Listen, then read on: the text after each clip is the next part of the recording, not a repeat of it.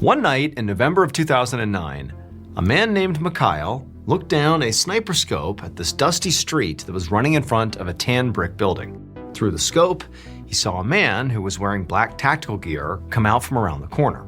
And immediately, Mikhail trained his sights on this man, and he pulled the trigger. Immediately, when the round impacted, there was a spray of red pixels and a chime, like an audible chime that sounded to tell Mikhail that he had just scored a kill. So Mikhail was not a real soldier out in the middle of a real battle. He was a gamer, so he was a virtual soldier. And right now, in real life, he was sitting at his computer at home in the city of Cambrai, France, playing a video game called Counter-Strike, like he did virtually every single day. So Mikhail loved this game, Counter-Strike, because it was like his escape from the real world, which in the real world, he basically had all sorts of stressful things going on all the time, like bills and work and family conflicts. But whenever Mikhail booted up this game, it's like those problems disappeared and he vanished into this virtual world. So Counter-Strike, which even today is still like this unbelievably famous game. I mean, millions and millions of people play this game all the time. It's very popular. It is an online military game where two teams of live players from all around the world, they face off against each other for these short rounds where they just basically try to kill each other or carry out various missions. But it's like a real-time first-person shooter with random people across the world. And so Mikhail, after coming home from work, something again he sort of hated, he would immediately boot up this game. He would match up with whatever group of strangers, from around the world that he was going to play with, and they would automatically get grouped into teams. And then Mikhail would spend hours and hours playing well into the night, just playing with these strangers. And they'd, new people would come on, people would drop off, but there was a steady stream of people, again, all strangers, that Mikhail would be interacting with because he had his headset on and, there was some camaraderie there, whether it was he was talking to people on his team to, hey, take cover, or I got the shot over here, or if it was like talking trash to the people on the other side. Like the interaction on the headset was like a big part of this experience. For a minute, it was not just that he was, looking down his digital scope and taking shots where appropriate. It was like for a moment in time, Mikhail really was like immersed in this digital world. Like he had a whole community of people that were right there with him. And so now, on the screen, Mikhail controlled his character as the soldier, the digital soldier, ran through the map, taking out one enemy after another. Like he's on this massive kill streak, like better than usual. He's having a great run. And at some point, after basically wiping out the whole other team, and like in his headset, he can hear the people that were on his team that have died, but they're still chiming in. They're like, "Yo, you're doing great, man. Keep it up. Like, win this for us." He realizes there's one more adversary left on the other side of the map. And so Mikhail, he channeled all of the skills he had learned from playing this game for so long, and he maneuvered through the map, and he could see the other guy was like trying to, outflank him. But at a certain point, Mikhail, he got the jump on this last lone enemy, and Mikhail actually didn't have any ammo left. He had used it all to build up this huge kill streak. Basically, when you die, it resets your ammo, and he hadn't died yet. And so he's out of ammo. He's got this one guy left, but he's got his knife.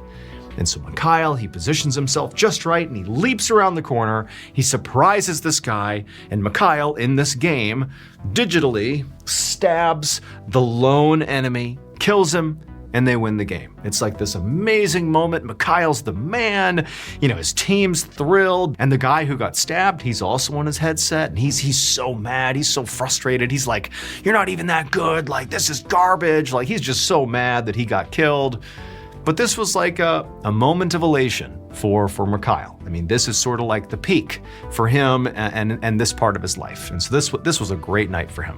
After this round, Mikhail actually jumped out of that lobby and he ordered some food, and he ate some food, then he came back and he continued to play Counter-Strike for a few more hours, but he never had another generational run that culminated in sort of an iconic stabbing like he did in that last round. But he played well, it was fun, and then eventually he went to bed. And in his mind, as he drifted off to sleep, he was just thinking about how amazing he did. This was like his best day ever on Counter-Strike.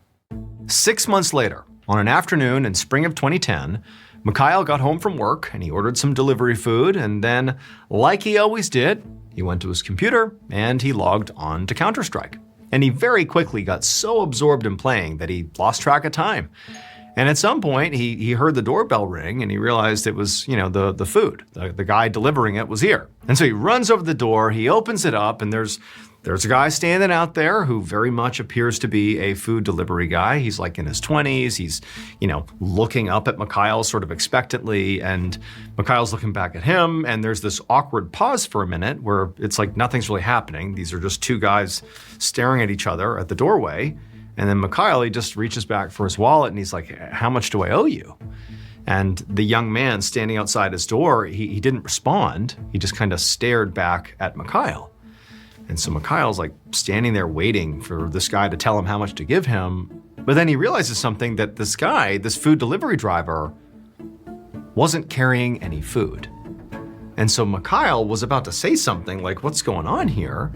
when the stranger reached into his pocket, pulled out a kitchen knife, and then before Mikhail could do anything, this guy plunges it into Mikhail's chest.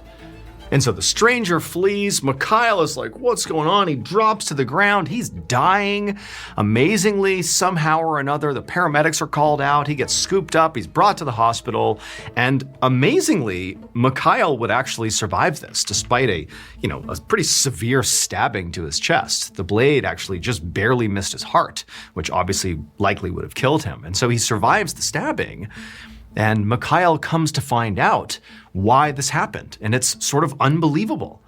So the guy who stabbed him was 20-year-old Julian Barreau, and he was that Counter-Strike player 6 months ago who was the lone adversary that ultimately Mikhail got the best of. He had chased him down on the map with his team cheering him on in his headset, and he stabbed him digitally, with his avatar. He stabs Julian's character to win the match. And, it's a video game and Mikhail and the others, they're trash talking and whatever, but it doesn't feel serious. It's just like, "Hey, we got the best of you, okay." But Julian felt totally emasculated, in part because of, the peanut gallery in the headset of all these people being like, "Oh, you suck, like he got the best of you." He was so mad that he spent basically every second from the end of that match for 6 months figuring out who Mikhail was in real life. He started with his avatar and he began going down rabbit holes and trying to figure out who he was until he figured out what his name was, where he lived, and then he showed up at his door and he returned the favor in real life, pulled out the knife and stabbed Mikhail. Except, luckily he survived.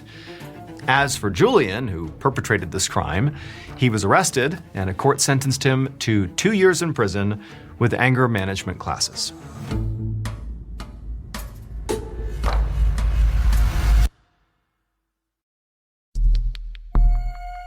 Our next story is called Out for a Walk. Just before 6:30 p.m. on January 16, 2004, a 30-year-old woman named Jody Lane led 2 dogs on leashes out of her apartment building in New York City. So it was freezing outside. It was the middle of winter, and Jody was incredibly busy as a PhD student at Columbia University. But Jody would never miss a walk with her 2 dogs, Riley and Miko. She loved them. So these 2 dogs were basically like Jody's kids. She had pictures of them all over her apartment. And basically, no matter what, she always made sure that above all else, they were happy and healthy and taken care of, even if it meant, her making quite a few sacrifices to make that happen, like going out in the freezing cold regularly to give them their exercise. And so now, once she was outside, Jody pulled her coat tightly around herself to try to keep warm, and then she walked down her building's front steps. And she was immediately glad to see that the sidewalks had recently been salted. So even though there was still snow on the ground, it basically was just on the edges of the pavement. And so the middle was basically clear, not too slippery. And so she and her dogs could head off down the sidewalk, basically unobstructed. As Jody's dogs walked happily on down the sidewalk ahead of her on their leashes, Jody found herself just sort of taking in the neighborhood. She lived in East Village, which is a part of New York City, and it was very lively, and it changed a lot with each season. And in New York City, there are all 4 seasons. And so even though Jody had done this walk many, many times with her dogs, I mean, this was a well-trodden path for them, it still just felt new every time. I mean, it just never really got boring around here. It's one of the main reasons that Jody loved living in East Village. It was just constantly changing and exciting. Eventually, when Jody and her dogs had gotten about a block from her apartment, Jody looked up and she saw there was a man walking his dog on the same side, the same sidewalk, in their direction. And while Jody loved her dogs and she viewed them as very sweet creatures, the reality was these two dogs really only got along with each other. They did not get along with any other dogs. Didn't matter what dog it was, they were going to have an issue with it. But Jody was used to that, and so anytime she saw other dogs approaching, she would just, step across and get in the road and cross the street if she had to. She would just get out of the way. She wouldn't put it on the other owner to get around her dogs. She would just remove her dogs from the situation. And so Jody just naturally turned and stepped over the mound of snow that was pushed up on the side of the sidewalk to step over it and get onto the street, to cross the street. But as she's like stepping over the snow, again, to avoid this dog, she's trying to get her two dogs to come with her, but they're not. They're actually starting to freak out. The two dogs are. They're barking and yapping, and she's thinking that's so weird. Her immediate reaction is, it's like, what are they doing? That other dog is so far away. How could they be already upset about it? But then she looks down at them, and the dogs were fighting with each other, which was just so unusual. These dogs, which really they did get along well, they're barking and yapping and they're slashing at each other. They're going nuts. And then it was like they panicked, the two dogs, and they start running in opposite directions. And so Jody's got each of the leashes. She's getting yanked in either direction. The other dog at this point, nowhere near. It's like her dogs on their own are in full panic mode. All she's thinking about is just getting these crazy dogs back to her apartment, just get back home. That's all she wants to do, and she's trying to pull one in. And as she's doing that, remember, it's pretty slick outside, and she trips and she falls onto the ground, onto the sidewalk.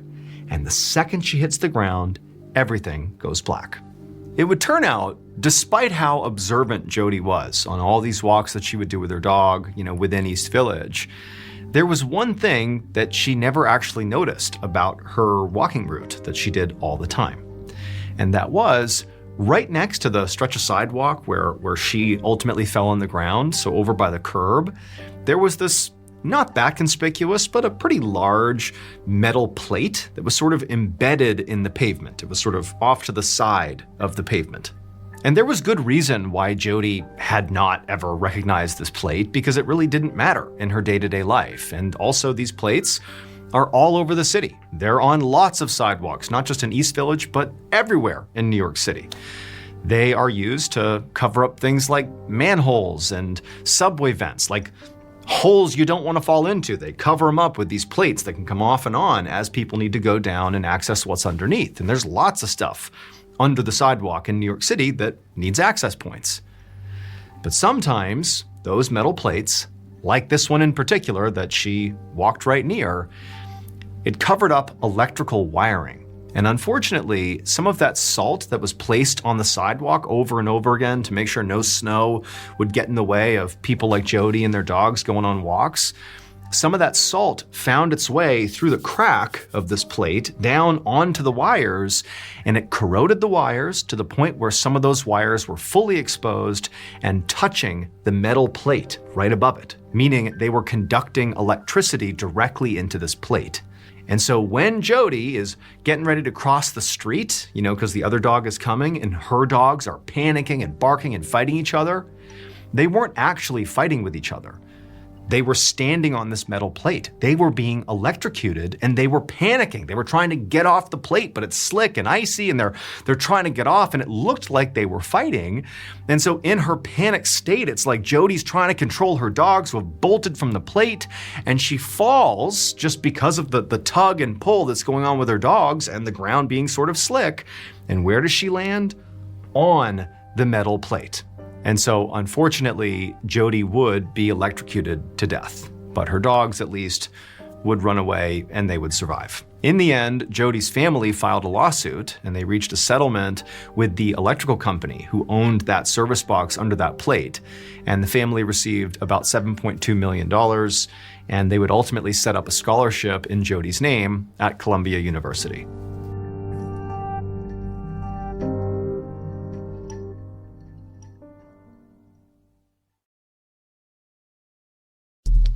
The next and final story of today's episode is called The Beat of His Drum.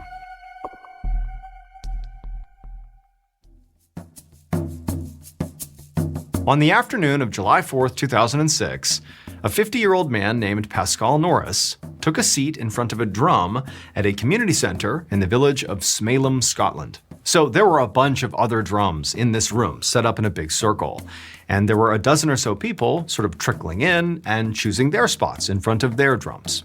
And Pascal knew pretty much all of them, because for the last few months, he'd been a regular at this drumming class. So professionally, Pascal was a woodworker, and he actually specialized in making musical instruments. Not drums, but pretty much violins and guitars. Those were his specialty. But beyond just being a woodworker who, attended a regular drum class, something that really stood out about Pascal is that he recently had dealt with leukemia, and now he was in remission. This was like a huge deal in his life. And after having gotten sick and not really sure what his future held, he had begun playing music himself, and it had become this amazing creative outlet. And he was sure it was at least partially responsible for helping him heal after finishing chemotherapy. So drumming was way more than a hobby. This was like a new way of life for him. And also, since Pascal literally built instruments, not drums, but musical instruments, he knew how much time and labor and care went into producing the sounds that these instruments made. And so now he felt like the connection he had to music was both physical, the way he would make instruments, and also spiritual. He really felt like music was his calling for the second half of his life. For the next few minutes, Pascal chatted with a couple of his classmates who were, just getting settled around next to him. And then eventually their instructor came in, and she's very serious, and she took her seat in the center of the drum circle, and everyone immediately went quiet. And at the instructor's cue, Pascal took a deep breath and then began to strike his hands against the surface of the drum. A couple of hours later, Pascal got home from drumming class feeling both very calm and also energized. So Pascal lived alone in this old stone house out in the middle of nowhere, and he also worked there too. He had a workshop on the property where he would build his instruments.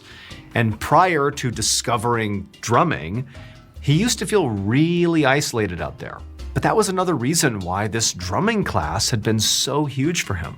Because now he had a bunch of new friends from the drumming class and really a whole community of people that he really genuinely connected with. And so now, feeling really good about his life, with a grin on his face, Pascal, he went out to his garden and he gathered up some veggies for dinner, and he went inside and he made some food, he ate, and then it was still light outside, so he went out to his workshop because he had some work to get done, and he sat down and he kept working on an instrument that he was building, and he got so absorbed in building this instrument that pretty quickly he lost track of time, and then at some point he looked up, saw it was dark out, and decided to call it a night.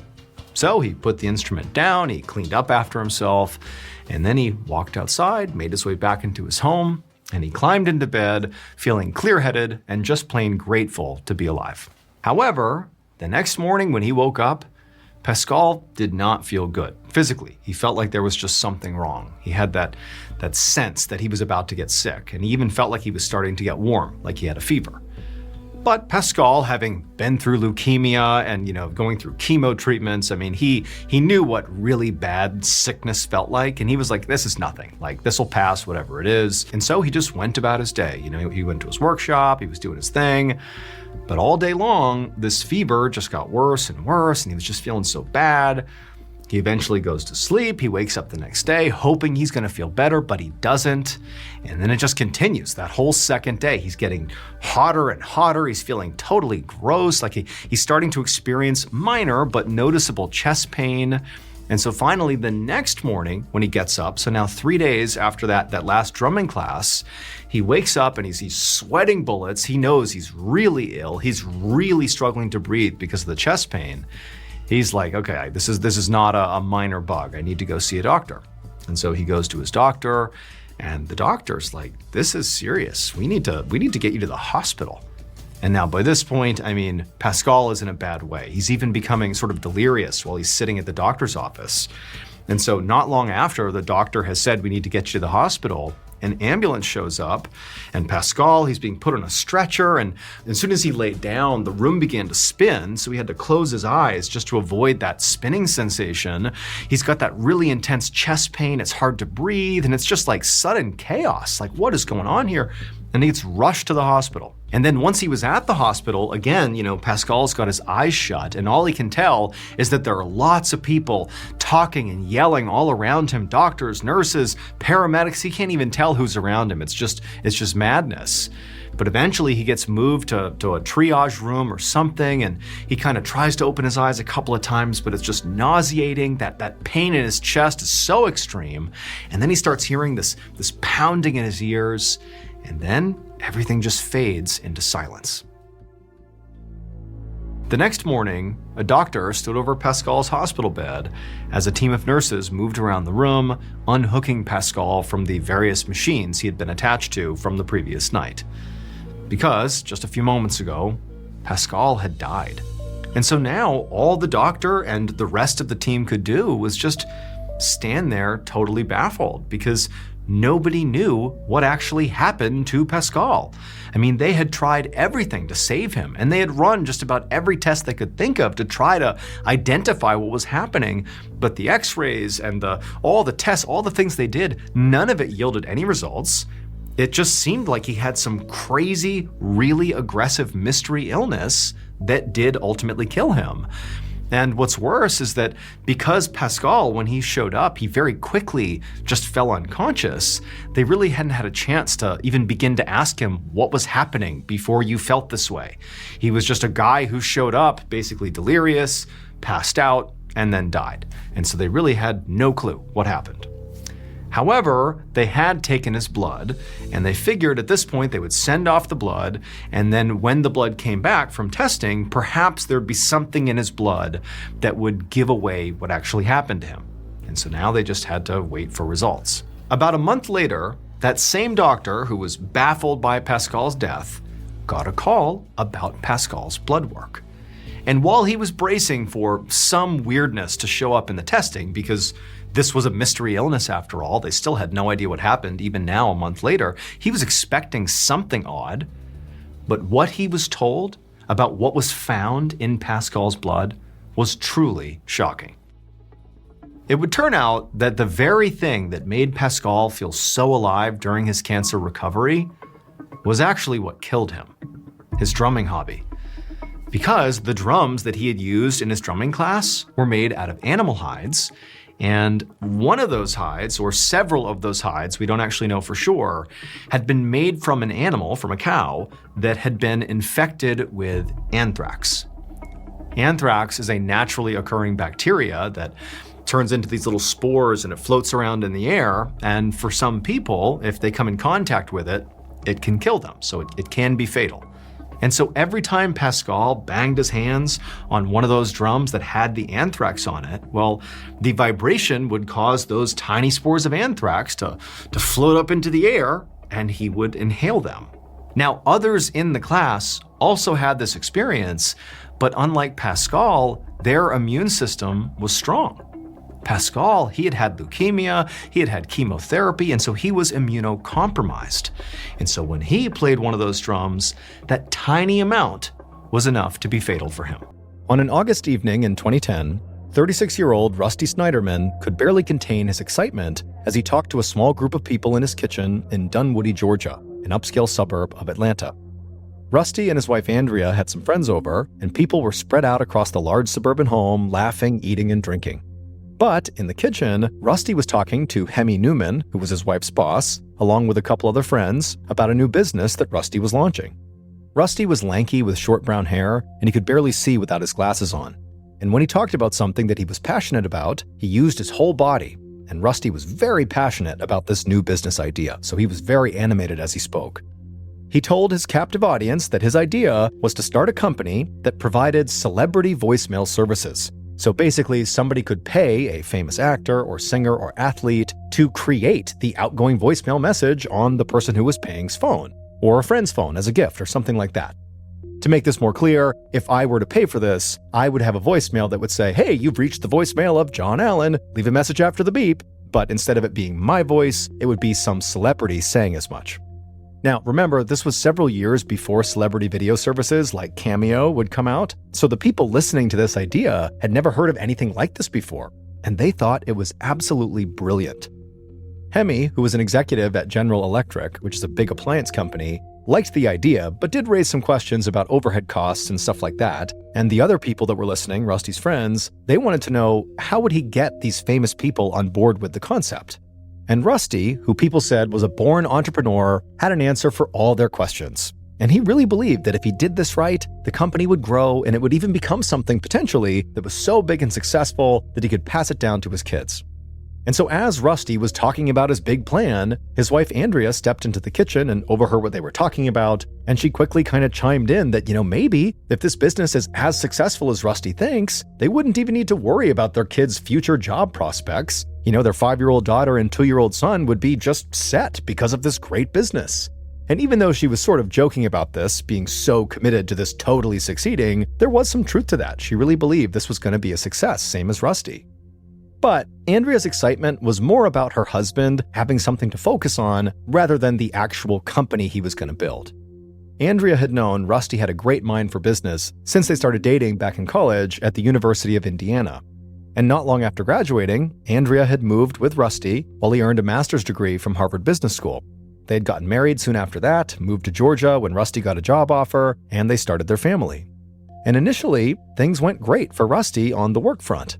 A few years earlier, in 2007, he'd gotten a job as the chief financial officer for a large chain of daycares, and he was making a ton of money. But over the last year, Rusty had begun clashing with the men who owned the company, and so they ultimately fired him. And that had changed everything back at their home. Andrea, who had always been kind of a math whiz, went ahead and got a job, and a really good one, a well-paying job at GE to support the family, and Rusty, who was now out of work, became a stay-at-home dad. Andrea knew Rusty did not resent her at all, even though her job often required her to travel a lot and leave him alone with the kids, but she also knew Rusty loved working. And so now that he had this new idea for this celebrity voicemail company, she just felt like he seemed so much happier and in such a better place, way better than he had been over the past couple of months. In the kitchen, Andrea grabbed a soda out of the fridge and asked her boss and Rusty's friends if they needed anything. They said they were fine, so Andrea said okay. She turned around and headed into the other room to speak to some of the other guests. Later that night, after all the guests had gone, Rusty and Andrea cleaned up the house, and as they did, they talked about what a great time they'd had. They also got excited discussing an upcoming cruise they were going on in a few months, just the two of them. Their kids would be with their grandparents, and so Rusty and Andrea would finally have time to reconnect, just the two of them. Even though things had been kind of tough the last few months, they both felt good about where their lives were heading. And to their surprise, they actually felt sort of lucky to live in this town of Dunwoody, Georgia. Rusty and Andrea had grown up in the Midwest of the United States, and they had really worried they wouldn't fit in when they moved here to the South. But over the years, Dunwoody had proven to be the perfect place for them.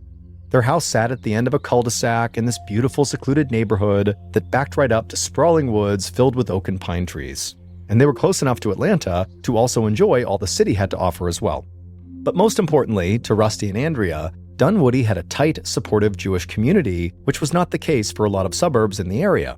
Rusty and Andrea credited the Jewish community for helping them adjust to life in the South, and for weathering challenges like when Rusty had lost his job. So Dunwoody felt like home, a great town to raise their kids in, and the right place for Rusty to launch this next phase of his career. But a little later that night, as Rusty worked on his business proposal at the kitchen table, something so strange, almost completely unbelievable, was happening in Dunwoody. It was something that nobody who lived in the small suburb would have ever imagined. A few minutes from Rusty and Andrea Snyderman's house, a driver sat in their parked car on the side of a neighborhood street. The car felt ice cold, but sweat dripped down the driver's face. They could feel their chest getting tight, and they heard this loud rumbling sound coming from their passenger seat. The driver shook their head. "Please don't let this happen to me again." But there was nothing the driver could do. The car rattled, a light flashed outside, and then the demon appeared in the passenger seat. The driver tried to hide their eyes, but they couldn't look away, like the demon was forcing the driver to stare at it. The demon's head nearly touched the roof of the car, and its legs were massive. It wore a dark cloak and hood, and when the driver looked at it, they felt like all hope inside of them was just draining away. The demon turned its head away from the driver and began to talk. Its voice was deep and powerful. The driver thought the demon actually sounded like the 1970s soul and R&B singer Barry White, who was famous for songs like "Can't Get Enough of Your Love, Babe." The driver trembled, but the demon said there was no need to be afraid. The driver had been chosen to carry out a mission. The driver begged the demon to please leave them alone, but the demon said the mission was too important to ignore. Suddenly, the whole car shook and light flooded in from all sides. The driver shielded their eyes again, but they also felt a perfect sense of calm coming over them. They looked back at the passenger seat, and now the demon was gone. In its place sat an angel wrapped in light. The angel spoke, and the driver thought immediately that it sounded just like Olivia Newton-John, the actress and singer who had starred in movie musicals like Grease and Xanadu. When the angel spoke, they said the driver really was the only one who could carry out this very important mission the demon had already mentioned. So the driver asked, "What's the mission?" The angel smiled and said members of the Snyderman family were in grave danger, and the driver had to protect them.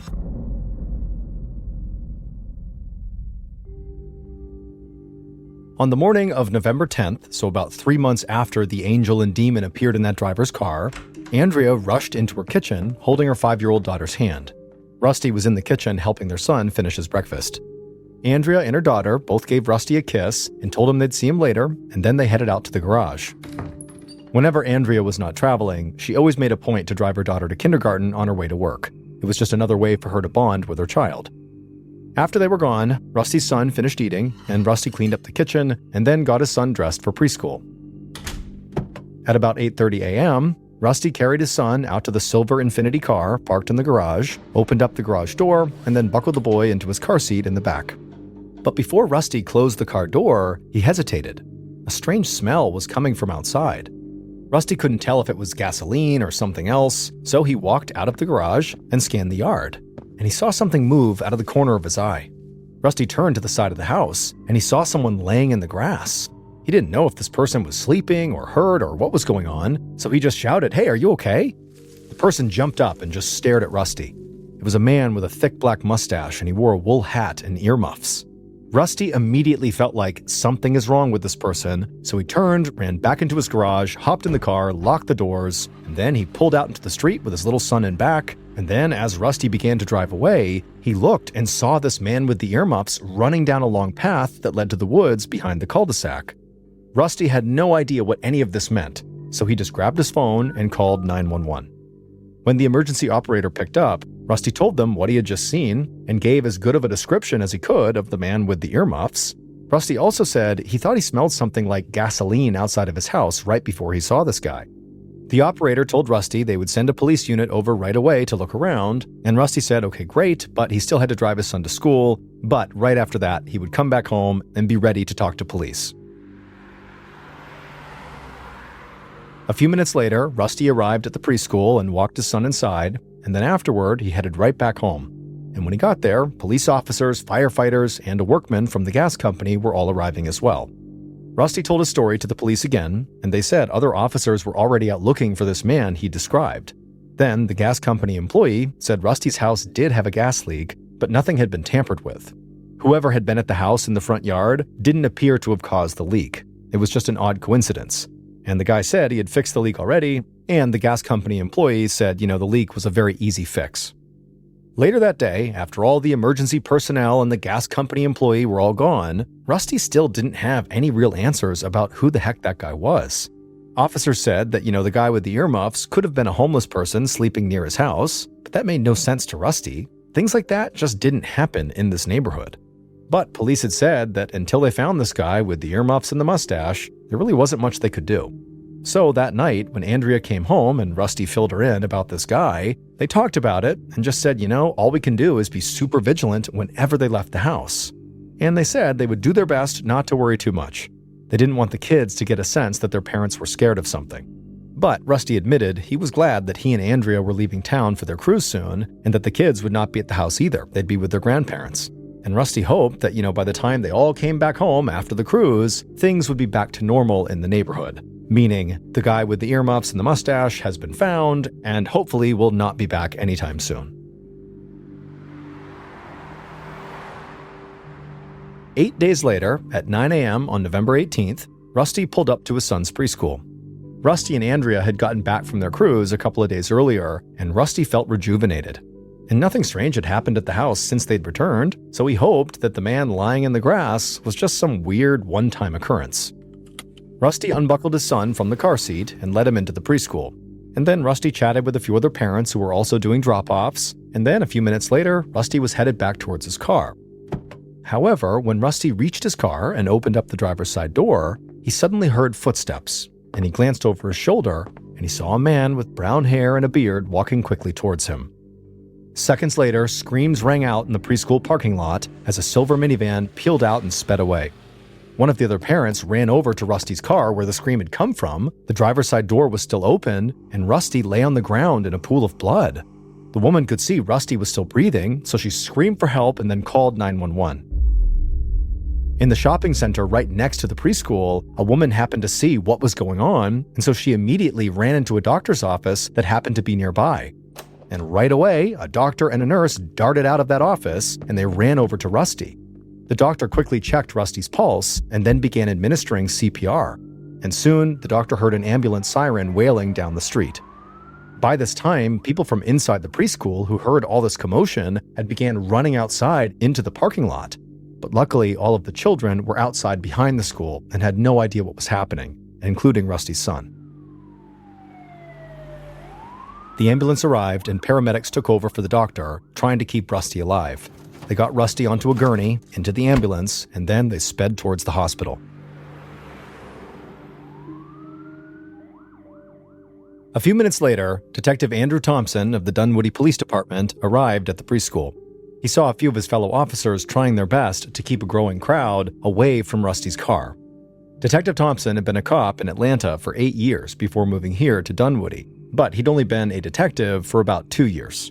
And he'd also never been the lead investigator on a potential homicide, and he knew that's what he had on his hands right now.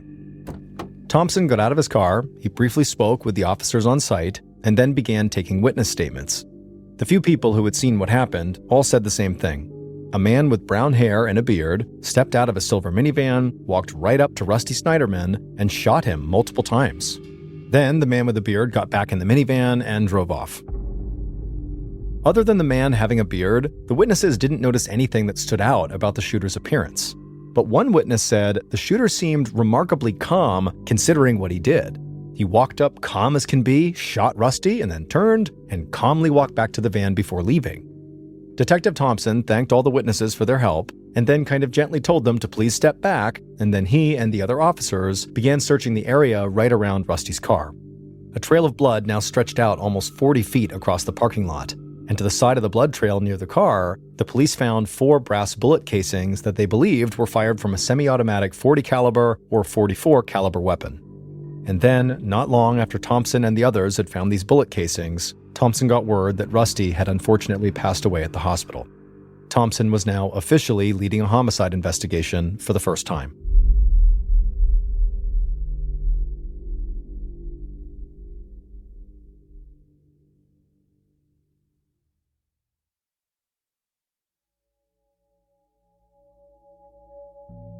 While Detective Thompson searched the preschool parking lot for more evidence, Rusty's wife, Andrea, sat at her desk in GE's Atlanta offices. A minute later, her phone rang, and she noticed the call was coming in from her son's preschool.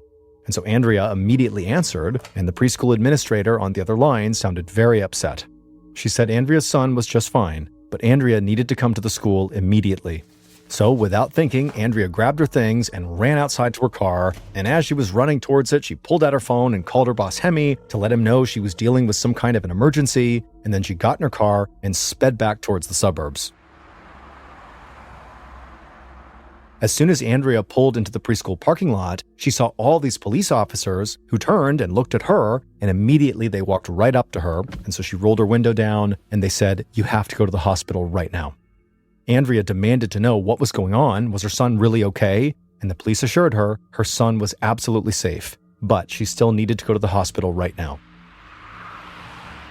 And when Andrea arrived at the hospital a few minutes later, there she would learn her husband had been gunned down in the preschool parking lot and had died shortly after. Detective Thompson spent most of the day in the preschool parking lot, working with the forensics team to see if there was any useful evidence they could find beyond just the bullet casings. But they didn't find much of anything else. So Thompson knew his biggest clues right then were that the killer had a beard and drove a silver minivan. None of the witnesses had gotten the license plate of this silver minivan, but Thompson had already called in an alert, so all the police departments in the area would be on the lookout for any vehicle that could possibly be a match. Thompson also arranged for a forensic sketch artist to meet with the witnesses and make a composite drawing of the shooter from all of their descriptions. By the time the sun set, Thompson already felt tired and a little overwhelmed, but he had no intention of stopping. So he got in his car and drove to Andrea and Rusty's house. Once he got there and parked his car, he stepped outside into the cool fall air. It was just above 60 degrees Fahrenheit. And just a second later, he heard somebody calling his name. Thompson looked over and saw his boss, Sergeant Gary Cordellino, standing by his own car at the curb. Cordellino still wanted Thompson to take the lead on this case, but he knew the detective did not have a lot of experience working homicide cases, so he said he would just be there to help. Thompson thanked Cordellino for coming, and the two men walked up to the house together. Cordellino's strong New York accent was a major contrast to the soft southern drawl a lot of people in town spoke with. But just like Rusty and Andrea, Cordellino had come to consider this small town in Georgia home, even if he was originally an outsider from up north. Andrea opened up the front door, and it was clear she'd been crying. The detectives introduced themselves and asked if they could please come inside. But Andrea got a stern look on her face. She said her parents and her in-laws were there, and this was a house of mourning. She thought it was very disrespectful that the police would want to intrude so soon after her husband had died. But Detective Thompson was just not going to have this. He said they were investigating a murder, and they needed to ask her and the family some questions right now. But Andrea just repeated herself. The family was in mourning, and they had no intention of speaking to police right now. At this point, Thompson got an angry look on his face, and he was about to push Andrea further, but Sergeant Cordellino jumped in. He said they were very sorry for her and her family's loss, and then apologized to Andrea for disturbing her and her family at such a difficult time, and said they would come back the following day. Andrea's face softened, and then she thanked him and said she would be willing to talk to them tomorrow. She closed the door, and then the two detectives walked back towards their respective cars. Thompson couldn't believe what had just happened. Clearly, they needed to interview the victim's wife, like right now. But Cordellino told him that in his experience, grief could do some really strange things to people, and they were way better off not pushing Andrea right at this moment. Still, Cordellino did admit that it was worth noting that Andrea did not seem remotely eager to help. The following day, November 19th, 2010, Detective Thompson and Sergeant Cordellino returned to Andrea and Rusty's house, this time with a warrant to search the premises.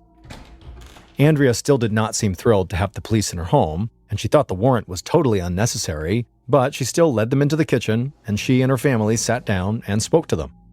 Over the course of about 2 hours, the detectives met with Andrea, her parents, Rusty's parents, and his brother. And they all pretty much said the same thing. Rusty was a great guy, people who knew him loved him, and they just couldn't imagine who would want to hurt him. This didn't surprise Thompson and Cordellino. Families often painted their dead relatives in the best possible light. It's just what you do, it's your family.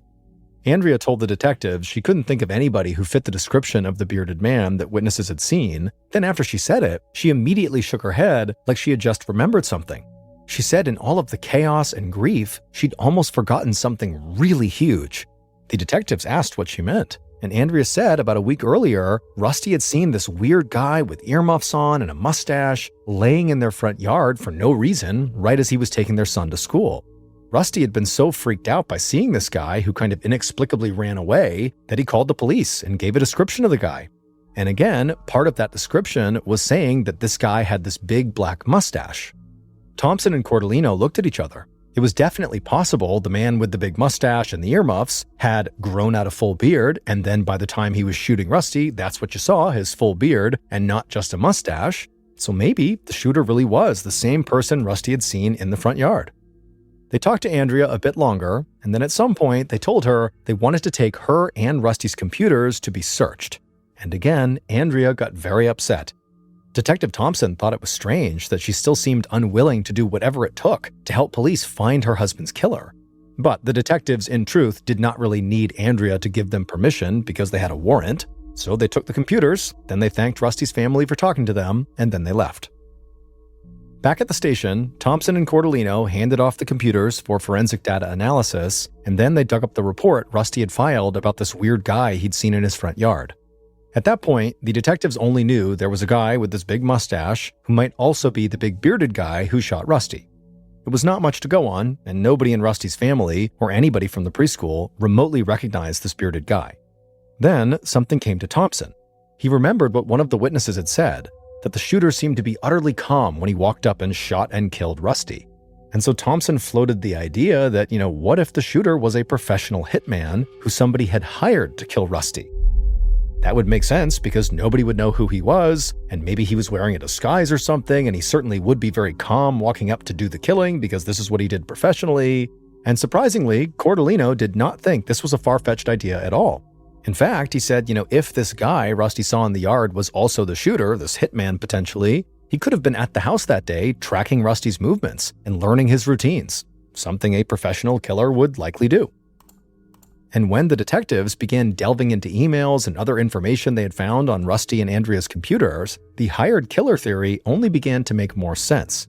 The detectives found that during his time working as a chief financial officer, Rusty had clashed repeatedly with the business owners. And based on the emails, he and Andrea were not shy about telling other people exactly how they felt about those men. Also, since Rusty had begun working on creating his own company, the Celebrity Voicemail Company, he'd worked closely with a business partner as well as several potential investors. So there was a chance that maybe Rusty had just angered the wrong people when talking trash about his former bosses, or maybe he'd had a financial dispute with someone who was working with him on his new business.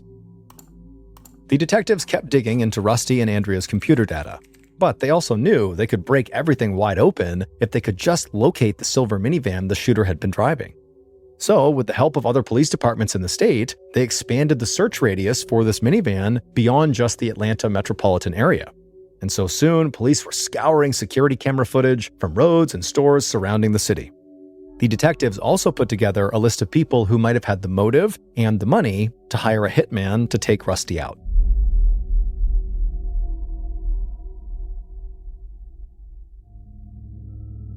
On November 21st, 2010, so 3 days after Rusty's murder, sheets hung over the mirrors in Rusty and Andrea's house, and friends and family sat together on low stools in the front room.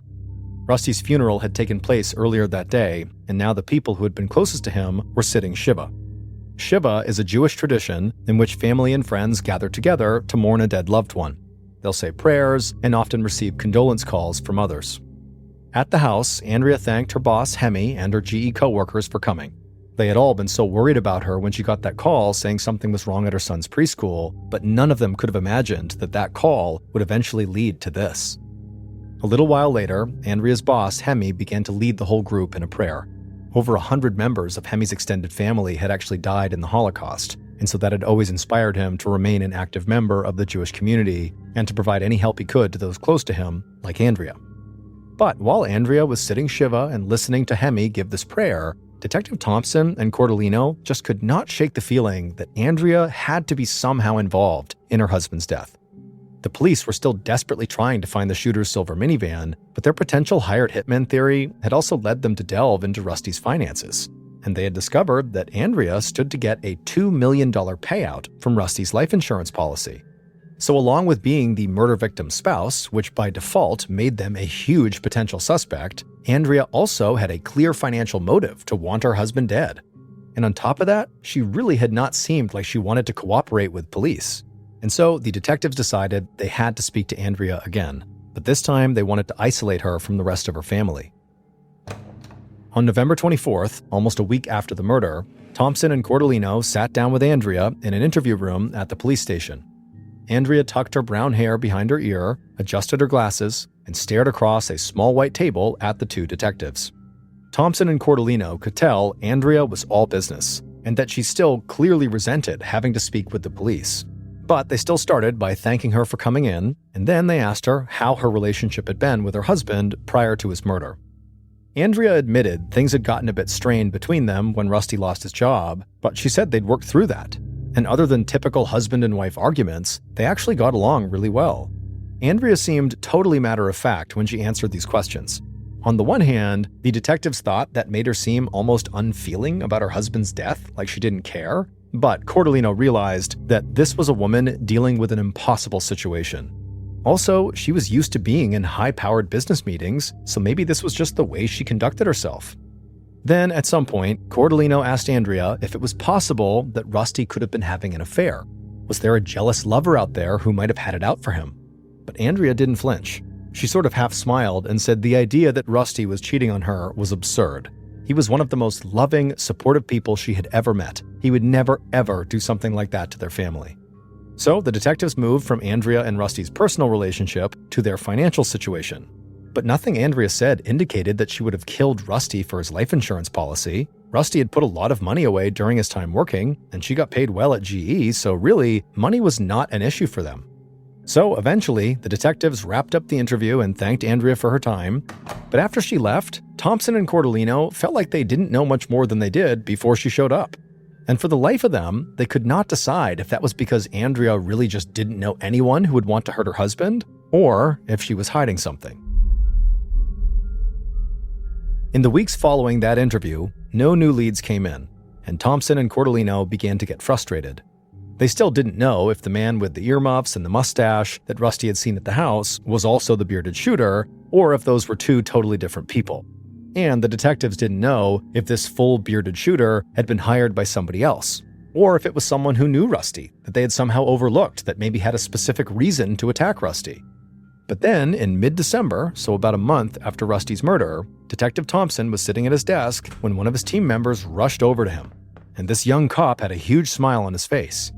Thompson asked him what was going on, and the young cop said he'd been re-watching surveillance footage of the silver minivan as it drove down a street near the preschool. There still was not a clear shot of the license plate, but the young cop had spotted a small white sticker on the van's windshield that nobody had caught before. And he was sure that that was the type of sticker that rental car companies used to track their vehicles. Immediately, Detective Thompson stood up, full of energy. The young cop said, the sticker didn't point to a specific rental car company, but Thompson just put his hand up and said, nope, that doesn't matter. This is a huge discovery. Armed with this new information about this sticker, police reached out to and visited rental car companies all across the area. And after about a week or so of searching, they finally found a silver Kia Sedona minivan at a rental car lot 25 miles north of Dunwoody. And that van could absolutely match the shooter's vehicle. And when they checked that minivan's recent rental history, Thompson and Cordellino immediately recognized the name that came up. And they were sure right then and there they had found Rusty's killer.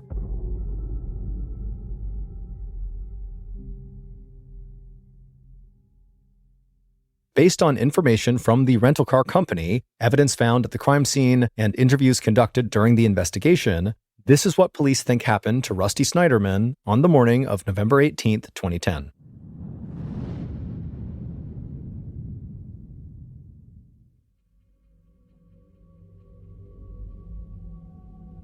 On that day, at about 5:45 a.m., the killer heard the voice of the angel ringing in his head.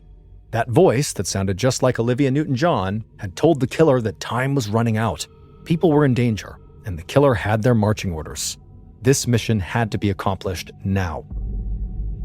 The killer climbed into a silver minivan and then pulled out into the dark, empty early morning streets. The killer drove slowly, moving from dark to light as the van passed under each street lamp. Finally, they pulled the van onto Rusty and Andrea's street about an hour before the sun would rise. They parked their car a few houses down from Rusty's, and then they waited. But soon, the killer noticed lights turning on in some of the houses as people got ready for work and school and their morning routine. So the killer drove the van out of the neighborhood and found a spot on the street not too far from Rusty's son's preschool. The killer sat in the van, occasionally hearing the sound of the angel's voice encouraging them. and then at some point, the killer leaned over, opened up the glove box, and pulled out a semi-automatic pistol. They checked to make sure the gun was loaded, and when they saw it was, the killer laid down on the passenger seat. As the sun rose, the killer continued to just lay there, breathing very slowly in and out, very rhythmically, to ensure they remained calm. Then finally, around 9 a.m., the killer sat up and saw Rusty's Infiniti driving down the street towards them. The killer let Rusty drive by, and then quickly pulled out of their parking space, and then slowly tailed Rusty all the way to the preschool parking lot, and once they got there, the killer parked a few spaces away from Rusty's car. The killer watched as Rusty led his son into the preschool and began chatting with some parents inside of the doorway. As Rusty did this, the killer grabbed the gun off the passenger seat and held it in their lap. Then, a few minutes later, the killer saw Rusty walking back towards his car. At this point, the killer opened up the minivan door and, calm as can be, walked across the parking lot. Rusty had managed to open up his car door, but by that point, the killer was practically on top of him. The killer got within 3 feet of Rusty, raised their gun, and fired. The bullet struck Rusty on the left side of the jaw, traveling through his right shoulder and then lodged in his back. Rusty immediately collapsed to the ground, blood pouring out of his face and seeping through his shirt. The killer turned to walk back to the minivan, but then quickly wheeled back around and fired 3 more shots into Rusty's abdomen as he lay dying on the asphalt. After that, the killer turned and walked back to the minivan, got in, threw it in reverse, peeled out of the parking space, and then sped out of the lot. In the rearview mirror, the killer could see people running over to Rusty on the ground, but the killer felt confident they had killed Rusty and that the angel and demon would now be satisfied. A few minutes later, the killer pulled the van out onto a highway and disappeared into traffic. They drove for a while, exited off the highway, and then headed into a town 25 miles away from Dunwoody. There, they drove the van to the rental car company where they had gotten it, and they pulled it into the return lot. They checked the rearview mirror and looked out the windows. Nobody was nearby, so the killer reached up and yanked the brown wig off their head and also peeled the big fake beard off their face. The killer then stuffed the disguise pieces into a bag, got out of their rental car, and walked to a nearby auto repair shop where they had dropped off their real car for a minor repair the day before. The killer quickly paid for the work on their car and then drove off, headed towards General Electric's Atlanta offices.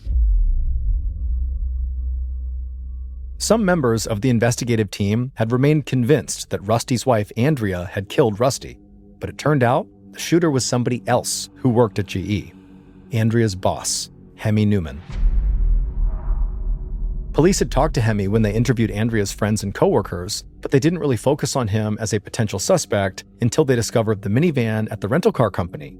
Hemi had used his real name to rent that car, and seeing Hemi's name on the rental form led Thompson and Cordolino back to Andrea's computer. And it turned out that she and Hemi had exchanged a number of emails that led police to believe their relationship was far more than just boss and employee. After police traced the rental van to Hemi, they interviewed and then arrested him. But they continued to push Andrea because they believed she and Hemi had worked together to kill Rusty, 2 lovers who wanted to be rid of Andrea's husband. That's when things got really weird. Hemi admitted to being in love with Andrea, and he even suggested that they had had an affair, though Andrea denied it. Still, Hemi said he did not arrange Rusty's murder with Andrea. Instead, he was simply following orders passed down to him from a demon and an angel who happened to sound like popular singers from the 1970s and 1980s. Talking to a psychiatrist, Hemi admitted that the Barry White-sounding demon had been visiting him for decades, dating back to when he was in college. But it was not until that angel appeared to him in the car on the night he had gone to Rusty and Andrea's house, and Rusty had talked about this new idea that he was going to make this company around celebrity voicemails, that Hemi understood his role in the cosmic battle of good versus evil. According to Hemi, the angel told him that Rusty was a threat to Andrea and the kids. In fact, the angel said Hemi was the true father of Andrea's son and daughter. And apparently, Rusty had found this out, this is again according to the angel, and so Rusty was bound to eventually murder his wife and kids as a result. That is, unless Hemi stopped Rusty by killing him first. To carry out this mission, Hemi first bought a big fake black mustache and slapped it on his face along with some earmuffs, and he spied on Rusty at his house. But of course, Rusty caught him laying on the front yard, but Rusty had no idea it was actually Hemi because the disguise worked. And then after that, when Hemi learned Rusty's routine, he bought a different disguise, the wig and the big fake beard, for the day of the murder. In court, Hemi's defense team entered an insanity plea and then proceeded to trace Hemi's complete and disturbed history with this demon and angel. But the prosecution never bought any of this. They remained convinced that Hemi had concocted this whole story to avoid life in prison. They also believed that Andrea Snyderman, not some angel or demon, was the one who actually put Hemi up to murdering her husband. The jury found Hemi guilty of murder, but they also deemed him mentally ill. He was sentenced to life in prison without parole, and as of 2024, he is incarcerated at the Augusta State Medical Prison. But after Hemi's conviction, police and the DA stayed focused on Andrea.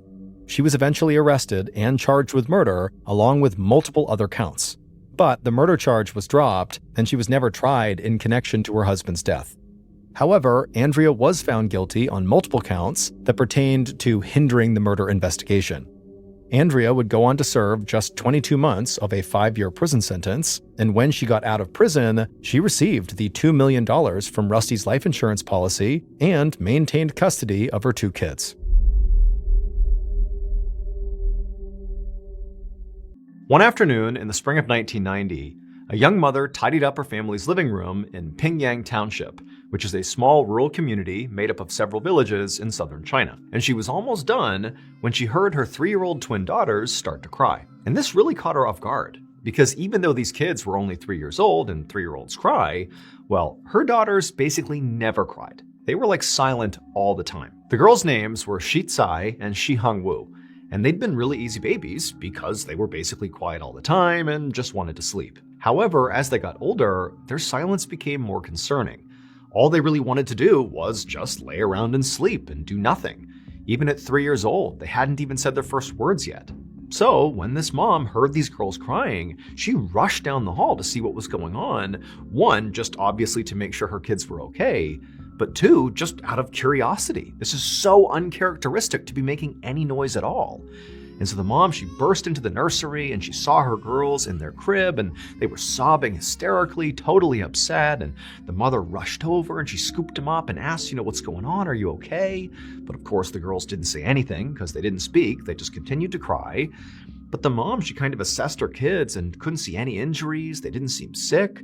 They were just upset about something, but she had no idea what it was. And so the mom just stood there comforting her girls until they calmed down, and then she put them back into the crib and they both went to sleep. And that was it. A couple of days later, and the twin girls were back to their normal routine, being totally silent and sleeping for most of the day. And as the girls slept in their nursery, their mom just went around the house doing some housework, and at some point she walked down the hallway past the girls' bedroom. Now, their door to the nursery was shut, and again, they're just sleeping and being totally quiet. The mom hasn't heard them at all day. And as she's walking down the hallway, she suddenly comes to an abrupt stop right outside the nursery door, because distinctly she can hear her girls making noise in their room. But they're making a noise that just doesn't make any sense to the mother. Her daughters were not crying or fussing or anything like that. They were talking. At first, the mother wanted to rush in there and experience this firsthand, this landmark moment of her girls speaking for the first time. But she also worried if she went in there, they might go silent and she'd ruin the moment. And so instead, she just pressed her ear to the door and just listened. And as she listened, she really couldn't believe what she was hearing. Because these girls weren't just babbling, saying random words. These girls were having like a full-blown conversation with each other, like adult-level sentences being spoken back and forth. These girls who apparently, at least according to the mother, couldn't even speak. Like, how is this even happening? However, the more the mother listened to her daughters, the more unsettled she became. Not only because, she's listening to her daughters speak for the first time at like an adult level, which is totally bizarre, but the content of this discussion her 3-year-old daughters are having made no sense. These girls were talking about stuff that they could not possibly know. The girls were talking in detail about people and events from a totally different village. A village their mother knew they had never been to, had never even heard of, and certainly didn't know anybody who lived there. Now, in basically every other part of the world, if a mother suddenly heard her 3-year-old twins, who had never said a word before, suddenly having adult-level conversations with each other about people and places that they can't possibly know about, that might be enough to spurn that mother to at least call their doctor. But this mom, well, she lived in Pingyang Township. And that meant, when she heard what her daughters were saying, as alarming as it was, she actually did know what was going on. Pingyang Township has a very strange secret. And that secret is that of the approximately 7,000 residents who live there, over 100 claim to be the reincarnated spirits of people who have died traumatic deaths. And this is not just some wacky thing these people are saying. No, in Pingyang Township, it's not just those 100 people who believe they really are reincarnated. It's the whole community.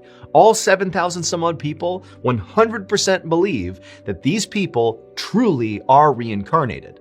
And so how that plays out is that periodically, the reincarnated folks will go to a non-reincarnated person in the township and will claim things like, hey, in my past life, your family owed me a debt. And so now you're going to pay it out. And these non-reincarnated people will absolutely pay that debt. Or in other cases, there have been fights, physical altercations that have come from a reincarnated person approaching a non-reincarnated person and basically saying, in a previous life, you or your family or your relatives insulted me in some capacity, my previous self, and we're going to fight about it right now. And those fights take place in this town, and it's totally normal. But the interactions between the reincarnated and non-reincarnated people in this township, it's not just about conflict. In fact, there's been lots of decisions made in this township that are designed very specifically to avoid conflict between the reincarnated and non-reincarnated. For example, there was a little boy who claimed to be the reincarnated spirit of a pig who was butchered in town, and the butcher, who this boy said butchered him when he was a pig, well, the butcher, to make sure he was not offending this boy or potentially other people who were, the reincarnated spirits of other animals he had slaughtered, the butcher shut down his business just to be like, I don't want to offend you all. I'll find something else to do with my life. And so when this mother heard the sound of her twin girls who had never spoke before, suddenly having this detailed conversation about people and events from this other village, as jarring and shocking as that was for her, because she lives in Pingyang, she instantly understood that the only way my girls could have that information and be able to have this conversation is if they are reincarnated spirits. And so this mother did what she thought was right, which was not to call a doctor, but instead to get the word out to the people not just in her village, but across the Pingyang Township that her twin daughters are actually reincarnated spirits. The mother's hope was that perhaps there were still family of these reincarnated spirits in this other village her daughters were referencing in their conversation that would find out about this, and maybe they'd want to come here and meet their family who now live inside of her daughters. And sure enough, less than a week after this mother got the word out, this man and woman who she didn't know came knocking at her door. When the mother let them inside the house, her girls immediately recognized them. One of the twins said that this was her mother and father from her previous life. Then the twins, these little 3-year-old girls, went on to tell this unbelievably complicated and sophisticated story about how in their previous life, these twin girls were not actually sisters. Instead, they were best friends, and together they had taken their own lives approximately 1 month before they were reborn in the bodies of these twin girls. And so after that, the twins just continued talking to this man and woman for quite some time, giving specific details about this village that, again, these girls, at least according to their mother, had never been to before. These girls also gave intimate details about these teenage girls' lives and even had information that was very specific to what happened to them when they took their lives and, where their bodies were found. Again, information these girls shouldn't have. And then at some point, the mother of the twins asked this man and woman, like, are these details they're giving you accurate? Is this true? And the man and woman said, yep, it's all true. And then at some point, the twins turned to their biological mother and they told her that the reason they had been silent to this point was because they were trying to keep their reincarnation a secret. And also, the reason they slept all the time is because when they slept, they would dream about their previous lives, which they claimed to miss. To this day, no one's ever been able to offer a better explanation for how these twin girls, these toddlers, had such accurate information about people they had never met and places they'd never been to. Basically, the only explanation that works is that they must actually be the reincarnated spirits of those teenage girls. Pingyang Township remains a hotspot of alleged reincarnations, and nobody knows why.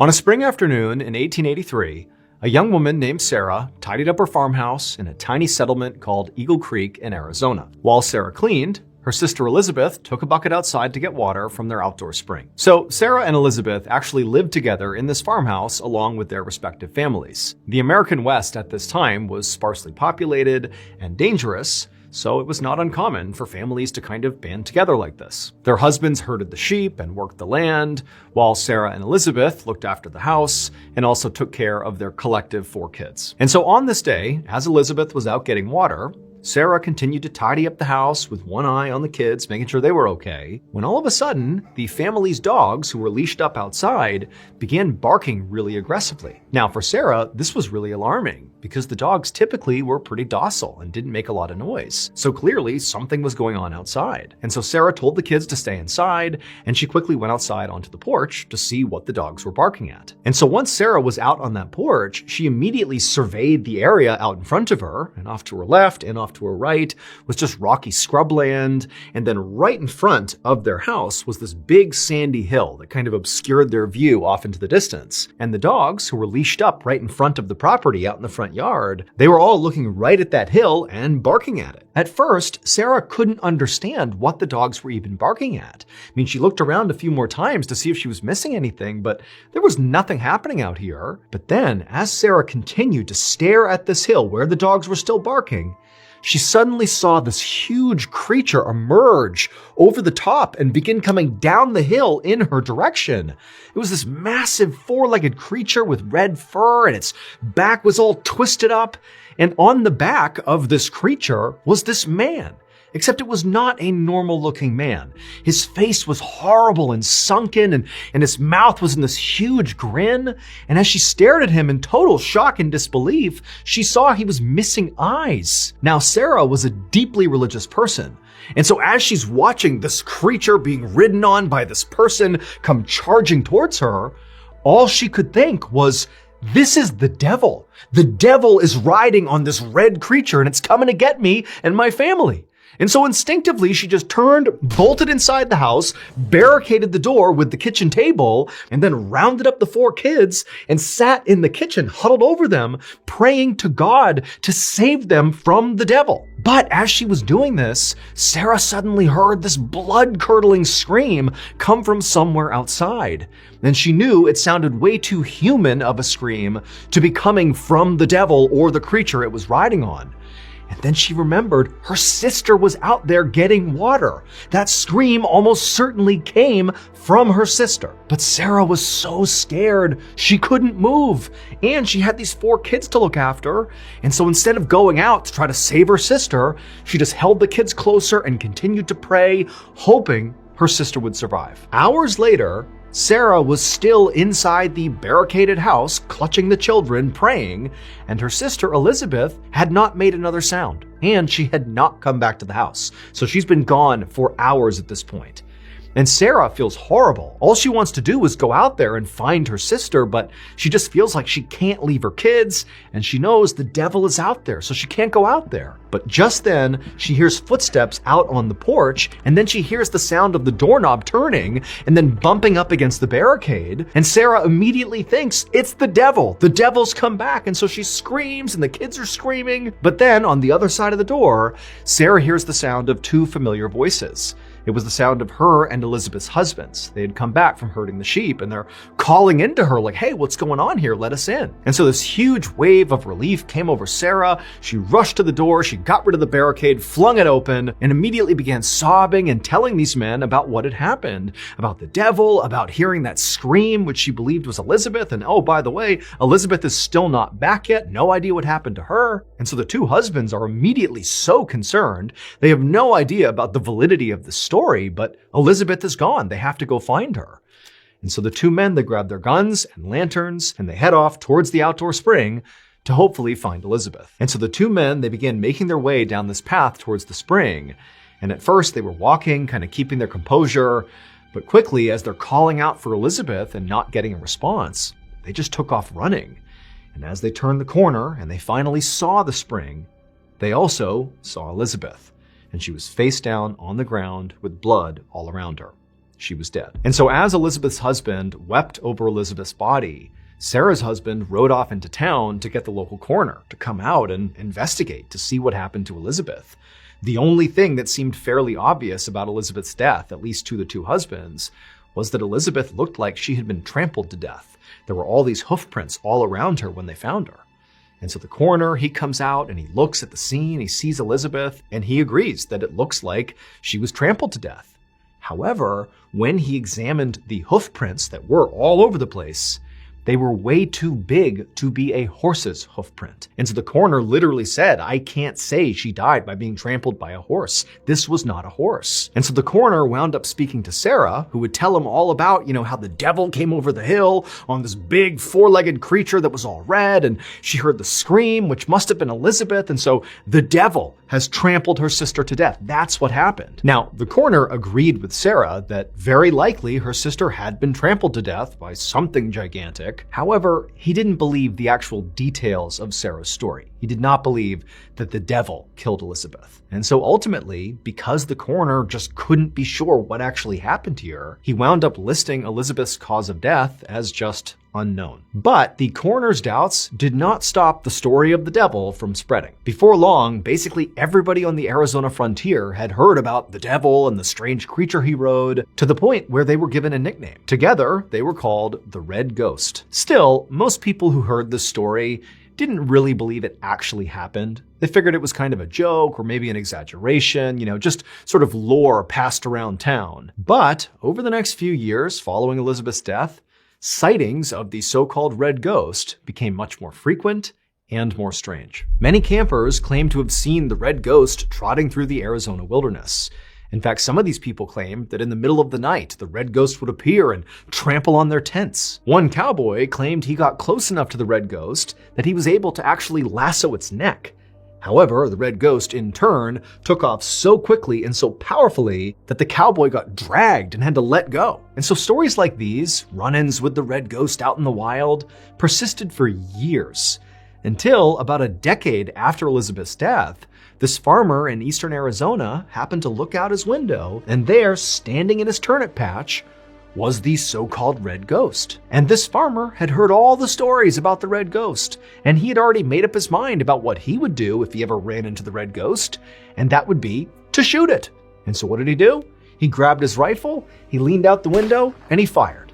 And the Red Ghost crumpled to the ground right in the middle of the turnip patch. Once the creature was down, the farmer rushed outside and ran up to the carcass to finally see what the heck the Red Ghost was, what was causing all these stories to spread over so many years. And when he got out there and actually looked down at the Red Ghost, he knew immediately that all the stories about this creature had been wrong. It would turn out the Red Ghost was not the devil riding some supernatural monster. Instead, the Red Ghost was a combination of two very mortal beings. The first of these two beings was a creature that, if you saw it today, you would know what it was. But for folks in Arizona in the late 1800s, they would have no way of knowing what this creature was. They had never seen it before. It had red fur, a long neck, and a humped back. It was a camel. It had been brought to the United States from the Mediterranean to help haul supplies through the western frontier, and it had escaped captivity. But this camel alone was not responsible for scaring the people of Arizona. What terrified the people of Arizona and created the legend of the Red Ghost was the rider of the camel. When Sarah saw the rider on the camel, at first she thought it was a person. But when she looked more closely, she saw they didn't have eyes and they had this disgusting toothy grin. They just couldn't be human to her. And so she had decided this must be the devil. But it would turn out her first instinct was right. This was a person. There was a person on the back of that camel. The devil on the back of the camel was a man's decomposing corpse. And because he was a decomposing corpse, his flesh and eyes had rotted from his face, making it look like he had no eyes and gave him this huge toothy grin because there was no flesh there. Now, we don't know who this man was or how exactly he died. All we know is at some point he was riding this camel escaped, he died and somehow didn't fall off, and his dead body remained in an upright seated position on this camel. And then this camel just roamed around Arizona for years with this corpse on its back, giving the impression that it was the devil riding on a monster. Today, the Red Ghost remains a local legend in Arizona. In fact, there's even a permanent statue of the camel in a small Arizona town called Quartzsite. On the evening of December 29, 1986, a California Highway Patrol officer named Craig Pyre drove his cruiser down Interstate 15 in San Diego, California. With him was an NBC News reporter in the back seat, and there was a cameraman in the passenger seat. They were filming a segment about highway travel safety that was set to air on the evening news later that night. Officer Pyre was following his typical patrol route, but after a few minutes, they passed by a sign that said Mercy Road. It was an exit, and at that point, Officer Pyre turned to the news team, pointed at Mercy Road, and said, "That's where they found the body." So a little more than 36 hours earlier, at around 4 a.m. the previous morning, a 20-year-old college student named Kara Knott had been found strangled to death in a creek right near the Mercy Road exit. Kara had been on her way home from her boyfriend's house when, for whatever reason, maybe car troubles or maybe she was trying to help someone, but she wound up in that cul-de-sac, and then while she was there, she clearly encountered someone dangerous who took her life. And so this was actually why the California Highway Patrol and NBC News were collaborating on this news segment, because Kara's killer was still not caught.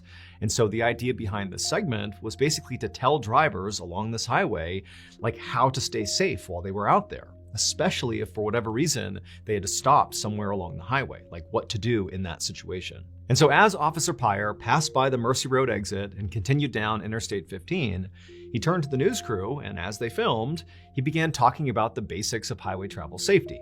Specifically, he said, look, one of the most hazardous things that can happen to you beyond an accident on the highway is if you have some sort of car trouble that forces you to stop on the highway. Because once you stop, there's an inclination for a lot of people to want to leave their vehicle. But that's a very dangerous thing to do. Anything could happen. Being a female, you could be raped, robbed if you're a male, all the way to where you could be killed. Officer Pyre also warned people not to get into a stranger's car, because there was a running theory at this point that perhaps Kara had gotten into her killer's car. As this particular segment was filmed, the one you just watched, Officer Pyre was looking ahead, and he noticed there was a car pulled over on the shoulder of the highway with its hazards on. So he turned to the news crew and basically said, look, here's a chance for us to actually show the people in real time what to do in case your car breaks down on the highway. So he pulled his cruiser over right behind the stalled car, he got out, and then gestured for the news crew to come with him. Officer Pyre walked over to the passenger side door of this car, and through the open window, he asked the driver to get out and talk to him. The driver did, and as the camera rolled, Officer Pyre asked him to explain, what's going on here, what happened to your car. The driver said he had run out of gas and then gotten stranded on the side of the road. And then he had left his car and walked to a gas station to get a gas can, came all the way back, he put the gas into his car, but his car still wouldn't start. Now, at this point, Officer Pyre is realizing that this driver is doing basically exactly what he shouldn't be doing, according to the safety tips Officer Pyre had given. And so on camera, he basically says to this guy, do you understand how dangerous it is to have left your car like that and walked alone on this highway? Do you understand what a hazard that is? And the driver just kind of looked at him and shrugged yeah, I guess so. After that, Officer Pyre called the man a tow truck. His car was towed and the man was on his way. And Officer Pyre got back into the cruiser with the news crew and they carried on. After that, Officer Pyre and the news crew wrapped up filming. And then after he dropped them back off again, they told him what time to expect his segment to air on NBC that night. And sure enough, that evening, Officer Pyre was in front of a TV as the broadcast started. And when Officer Pyre's actual segment aired on TV, to him and to the California Highway Patrol, it went great. It was 1.5 minutes long. It sort of hit all the high points. It showed Officer Pyre, talking about how to be safe on the highway and talking to the stranded motorists. It kind of did exactly what they expected it to do. And when it was over, Officer Pyre clicked off the TV and didn't think much about it, because it was not a big deal. It was just a basic safety video. And for the vast majority of other people who watched this clip live on TV, it really didn't stand out to them. Again, it was just kind of a routine police safety video. But there were a few people, when they watched this clip, that noticed something very specific. And within an hour of this clip airing on TV, those few people were calling the police in droves to tell them, we know what happened to Kara Knott. And the police would follow up on these tips. And sure enough, just over 2 weeks later, they had gathered enough evidence that they were able to arrest Kara Knott's killer. It would turn out all the clues the police needed to solve the Kara Knott murder case were right there in that 1.5 minute long video. Because what happened to Kara had almost happened to over 24 other women in San Diego. And those young women were the ones who saw the news segment when it happened live, and they noticed this particular detail that clearly telegraphed who Kara's killer was. They were the ones who called police. On the night of Kara's murder, December 27, 1986, she pulled off Interstate 15 on the Mercy Road exit, and she came to a stop in that cul-de-sac. Now, we don't know exactly why she came to a stop in there, but either way, she was there, and that's where she encountered her killer. Now, the other 24 women who encountered the same person, the killer, they were terrorized and kind of tortured and held hostage for a couple of hours, but eventually were let go. But Kara wasn't. During her encounter, at some point, the killer clubbed her over the head and then strangled her to death with a rope. Now, the killer, at first, had gotten away with this, until they were featured on that 1.5 minute long video. And some of those women who had survived their attack, they're watching the segment, and suddenly their attacker is on TV. Now, they had previously reported their attack to police, but to this point, nothing had been done. And now they're staring at, for sure, the person who attacked them, who's right on TV.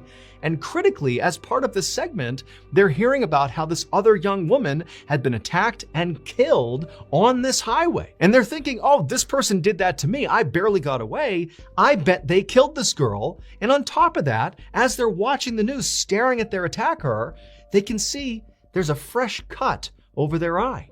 And so put that all together and they thought, boom, that's the person who killed Kara Knott. And sure enough, the police would follow up on these tips and they would confirm that the man in the video with the cut over his eyebrow was Kara's killer. And Kara's killer was none other than Officer Craig Pyre. Officer Pyre was found guilty of murder and sentenced to 25 years to life in prison. Since being incarcerated, he has gone up for parole 2 separate times and been rejected both times. However, he is up for parole again in 2027. Around 1 p.m. on November 28, 1979, a 52-year-old tour guide named Peter Mulgrew stood at the front of the cabin of Air New Zealand flight TE901. Out the window next to him, he looked out and he saw this vast white landscape reflecting the afternoon sun. And so he grabbed the microphone and announced to the 237 passengers that they were now flying over Antarctica. The passengers got really excited and immediately pulled out their cameras and began snapping photos left and right. And as you can see from some of the photos that they took, a lot of the passengers actually got up out of their seats and moved around to get the best angle of the ground down below. Now, on a normal commercial flight, that behavior would not be okay. You can't just, wander all around the cabin. You need to basically stay seated. But this was not a normal commercial flight. This was a sightseeing flight. Air New Zealand regularly took off from New Zealand and would fly people up over Antarctica, and their tour guide would point out a few landmarks down below, and then that flight would land back in New Zealand. That was the whole thing. It was just a chance to go out and see Antarctica and take photos. Peter had been a tour guide for this flight many times before, and so he knew what to expect. He not only knew kind of how passengers react, but he also knew exactly when to look out which side of the plane to get the best view. And so after a couple of minutes, he called out to the passengers, hey, if you look out the left side of the plane, you'll get a great view of the coast of Antarctica. And so all the passengers, they immediately get up and shift over to the left side of the plane and they press their cameras up against the glass, they're taking photos. And then a couple of minutes later, Peter called out to the group again and said, okay, now look out the right side where you'll see Mount Erebus, this huge, stunning mountain. Now, Peter was accustomed to people gasping when they saw this mountain because it was so beautiful, so enormous. And as people piled up against the right side and began taking photos, that's what he heard. People were gasping. But then at the same time, the plane suddenly jolted hard, and one of those passengers on the right side took this photo. As you can see, there are black marks on the window, and these black marks are believed to be either engine oil or soot from Mount Erebus. Because Mount Erebus was not just some mountain. Mount Erebus was an active volcano, and the flight path of TE901 was supposed to have them going safely around Mount Erebus to get a nice full view of the volcano. But mistakes were made, and before the pilots could correct them, the plane flew directly into the volcano. And so this photo you're looking at almost certainly was taken literally at the moment of impact. a crash that resulted in 237 lives lost. The crash of Flight TE901 was the worst aviation disaster in New Zealand history, and as a result, Air New Zealand no longer offers those sightseeing flights.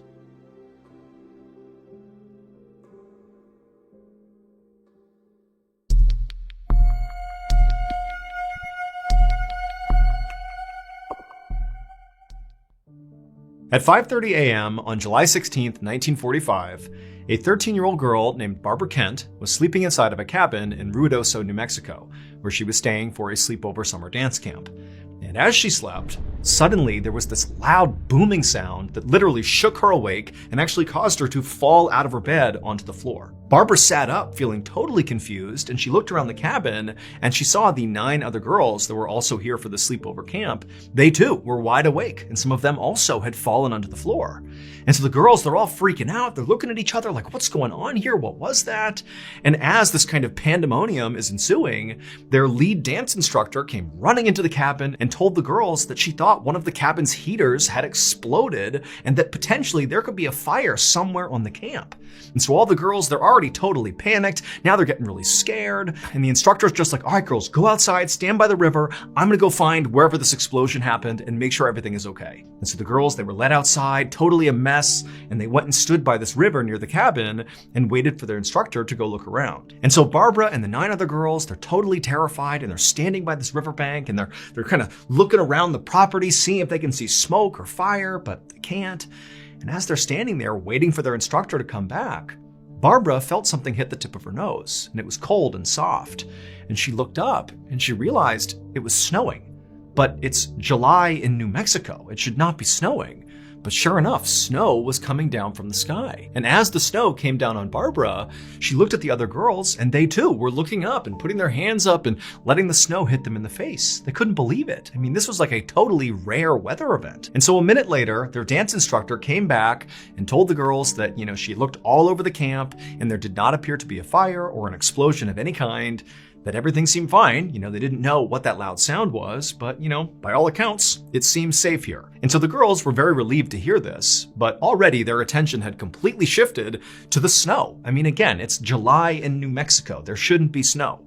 And so the girls, they turned to their instructor and they're like, okay, well, now that it's safe, would it be okay if we put on our bathing suits and just went swimming in the river while it snowed on us? I mean, this is incredible. And the instructor, who to this point had really been focused on finding the fire and the hazard or whatever, now that she knew things were safe, she kind of took in the scene and also suddenly appreciated how unbelievable it was that there was snow coming down.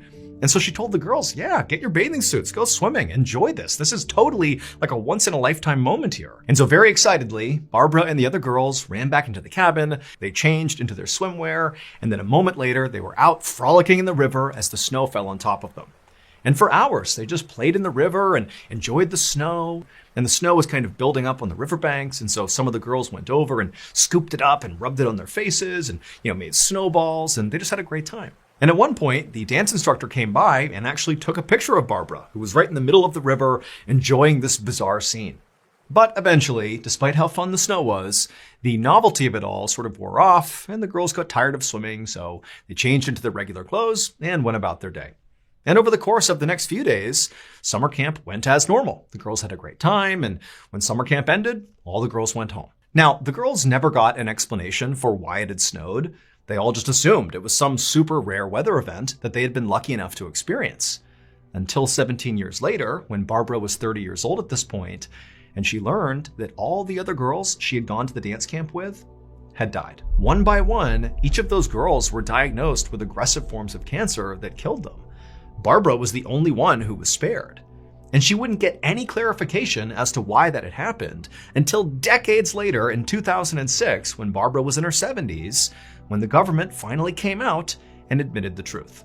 It would turn out Barbara's dance instructor was correct in thinking there had been an explosion on July 16, 1945. But of course, it was not any of the cabin's heaters or anything local to the cabin or the camp. Instead, the explosion occurred 40 miles away at a US government testing site in the middle of the New Mexico desert. And the explosion that literally caused the girls to be dumped out of their beds was from the world's first ever atomic bomb being dropped. It was the Manhattan Project's Trinity test, a test that no civilians in the area had been warned about. And so after this bomb detonated, there was this nuclear fallout that rained from the sky on 500,000 people that lived within a 150-mile radius of the detonation site. And within those 500,000 people were those 10 innocent teenage girls at their dance camp. The snow that the girls played in was actually radioactive material from this nuclear fallout raining down from the sky that over the course of 17 years would give 9 of the girls various forms of cancer that would kill them. Here is the picture that the dance instructor took of Barbara posing in the middle of the river as the snow is falling all around her. As you can see, Barbara is smiling and looking up at the snow, not realizing it's literally going to kill almost everyone in that picture.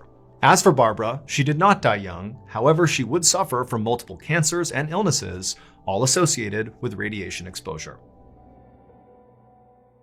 Today's story is about a guy named John who just wanted to go surfing, and he would get a chance to do that. However, when he was finally out on the water, something super rare and super horrible happened to him that morning in 1993. A surfer named John Doyle was sitting on a surfboard out in the Atlantic Ocean off the coast of West Africa, just scanning the water waiting for a wave. John was totally alone out here. There were no other surfers, nothing, and the only sign of human civilization anywhere was John's Land Rover, which was parked up on the sand on the beach. John was an American. He was from Colorado, and so his experience had always been, lots of snow and mountains and trees, because that's Colorado. But now here, off the coast of Africa, it was like a totally different planet. And in fact, today, John was really feeling that because the sun was so hot that day. It was over 95 degrees Fahrenheit, and he could actually feel his back starting to burn as he sat there, waiting for the next wave. And so he told himself, actually, that he would just catch one more wave and then call it a day to avoid a sunburn. But as John continued to kind of scan out across the water, waiting for this wave, he noticed about 20 meters away was a shark fin swimming in a circle, like stereotypical terrifying shark behavior. And so John is horrified and he wants to get out of the water immediately, but he's far enough away from shore that if he jumped into the water to swim to shore, he's going to be in the water with the shark thrashing around. He's just going to attract the shark over to him. And so John decides his only hope here to escape the shark is actually just to surf in. That way he'll stay out of the water, it's much faster, he'll get to shore, the shark can't follow him there, it'll be fine. And so, trying to stay calm, John continued to keep his eye on the shark that was still 20 meters away, and he also really looked closely for any swell coming towards him that might be big enough to allow him to surf to shore. And thankfully, after only a couple of minutes, John did see a swell coming towards him that seemed like it would be perfect for a final wave. And so at this point, John is facing out to sea towards the swell, towards the shark that's still 20 meters away, and he turns himself around, so he's facing towards shore, and then he lays down on his stomach and he begins to paddle towards shore. And as he's doing this, he's checking the swell to see when it's going to come up, when he can stand up, and eventually the swell is right underneath him, and as he's about to stand up on his board and actually surf into shore, he looks into the water that has not quite formed into a wave yet,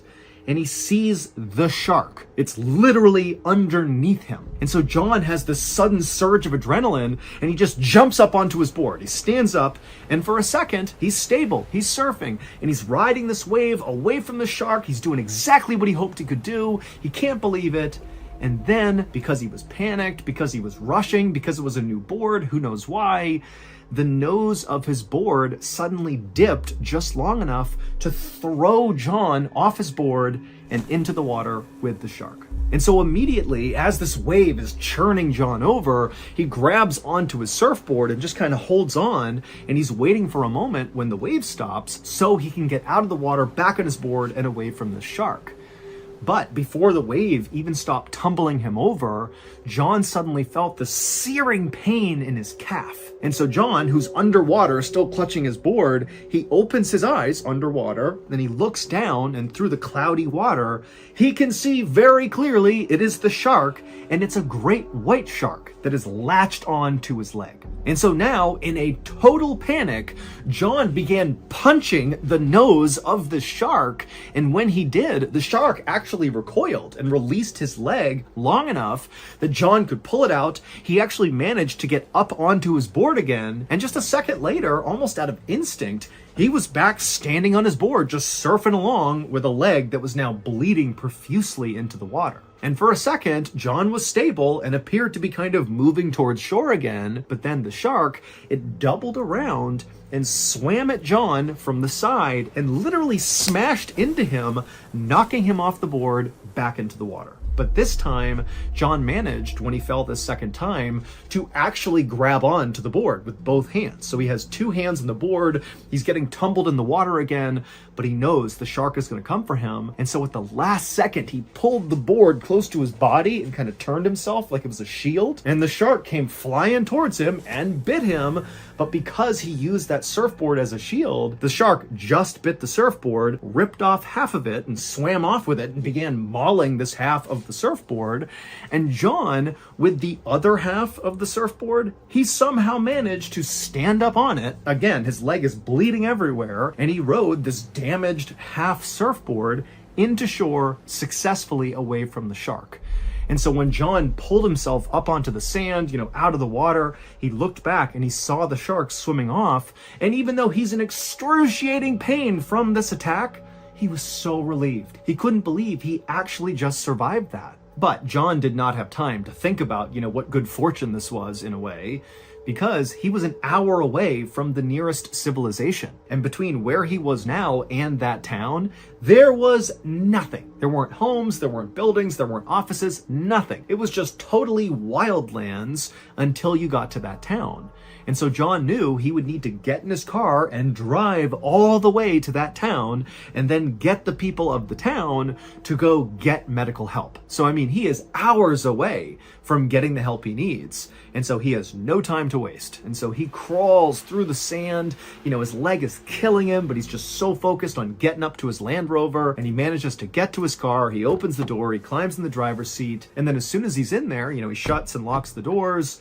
And then he grabs a white t-shirt that he had on the passenger seat and he ripped it into strips. And he used those strips like tourniquets and he wrapped them around his leg, the leg that was bleeding from his calf. And he basically used this tourniquet to attempt to cut off blood flow to his entire right leg to stop the bleeding, to save his life. But the wound on his right leg was so bad and so deep that despite putting on multiple very tight tourniquets, it just wasn't doing very much. He was still losing blood at a pace that likely would kill him before he got to town. And so John was kind of like, well, nothing else I can do but attempt to go to town. So he fired up his car, he reversed off the beach, and began making his way towards town. As John sped along the road, he began to feel very lightheaded. Between the pain in his leg and the extreme heat outside, he just felt very dehydrated and weak. And so he thought to himself, if I can't get a sip of water soon, I'm going to pass out right now and then I'm done for. And so as he's driving along, John began fumbling around his car, looking for any sort of liquid somewhere in the car. But ultimately, all he found was an empty water bottle. And all he saw in every direction was just this barren African savanna with no people and no water anywhere. And so John just kept on driving, hoping eventually he might find some water source. And luckily, after only a couple of minutes, when his eyelids were really starting to droop and he was having a hard time focusing, he noticed up ahead there was a copse of trees with a little creek that ran through it. And so immediately John pulled over and he got out and he hobbled his way over to the water. He laid down on his stomach, so his face is basically right over the water. And then he just put his face in the water and began to drink. And as he did, he felt his heart rate start to slow down. He felt himself relax a little bit. And he started to think to himself like, hey, I found water, I'm doing okay. Maybe I will survive this. But right as John was starting to feel optimistic, he felt a new shooting pain on his right side. And so with a little bit of strength he had, he managed to turn his head and looked to see what was going on. And staring back at him was a lion who had just bit his side and was now growling and staring at John and beginning to move its jaw left and right to really sink its teeth into John.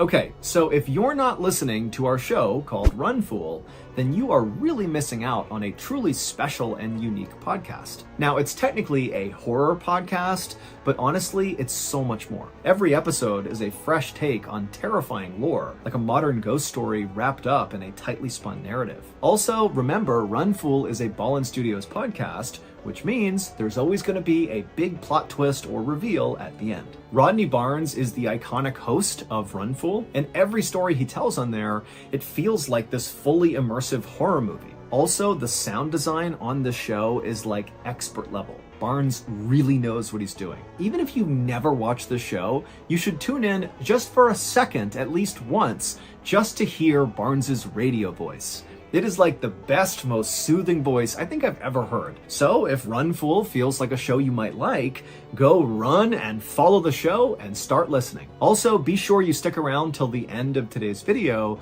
because we're going to play a clip from last week's episode of Run Fool.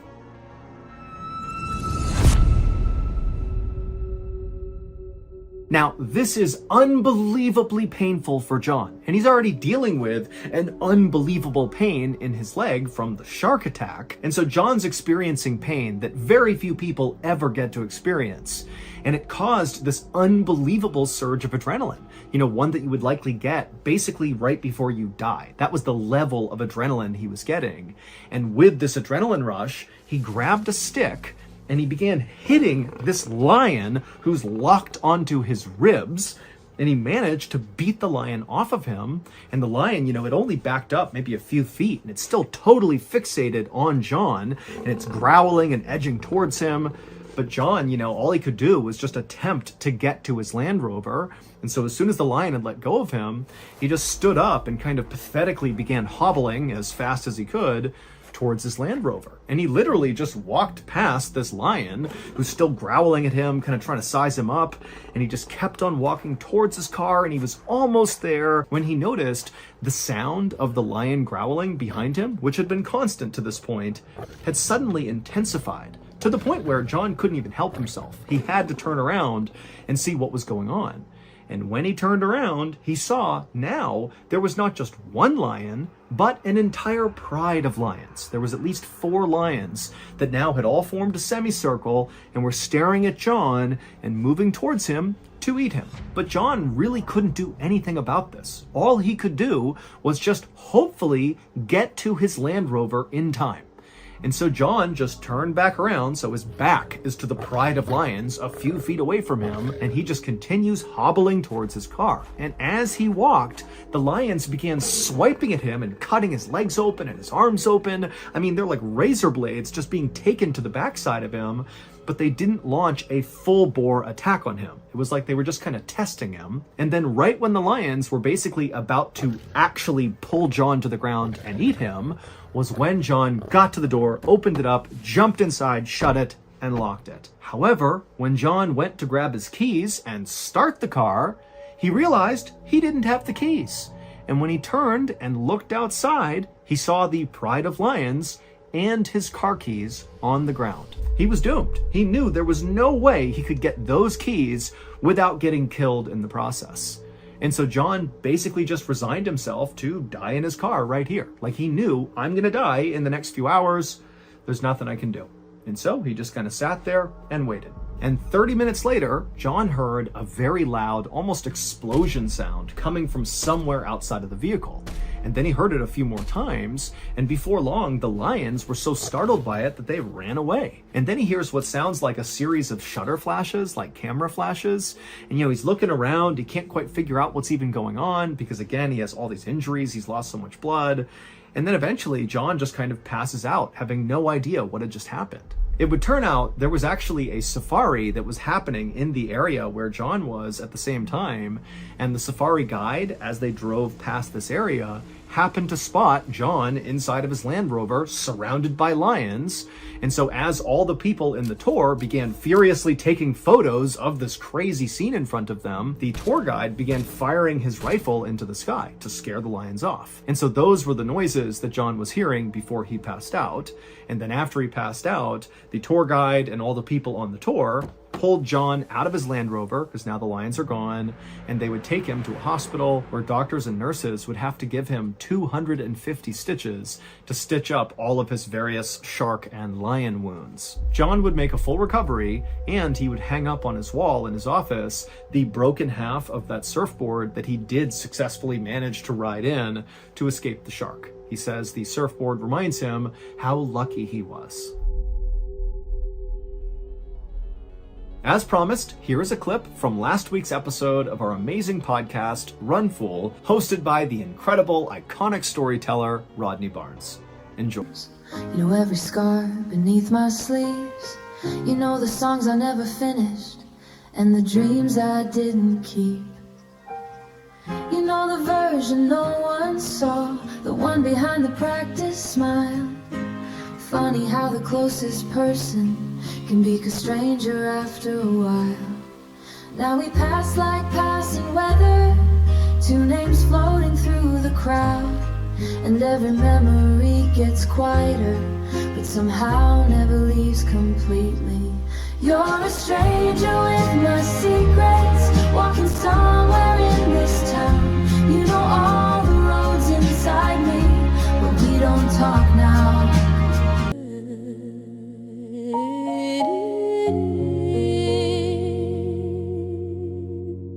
Same lives, same nights, different hearts. We shared cheap drinks and expensive dreams. Talked about futures like kings at 18. Same corner nights and we gon' rise.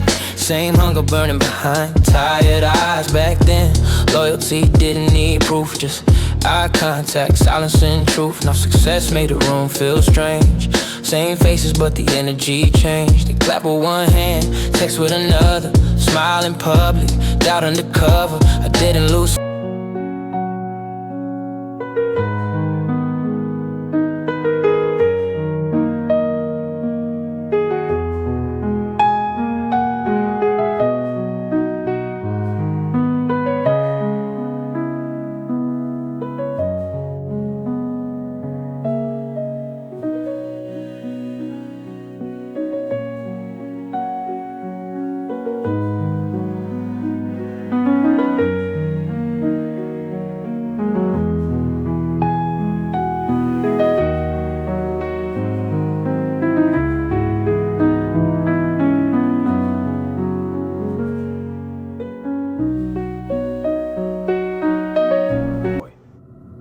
That's when Uma flew in for some damage control. Her tone was polite but firm as she informed the outsider that this was a private party. He needed to leave. Ethan flinched. This was so embarrassing. Was he going to get kicked out next? But the outsider didn't seem bothered.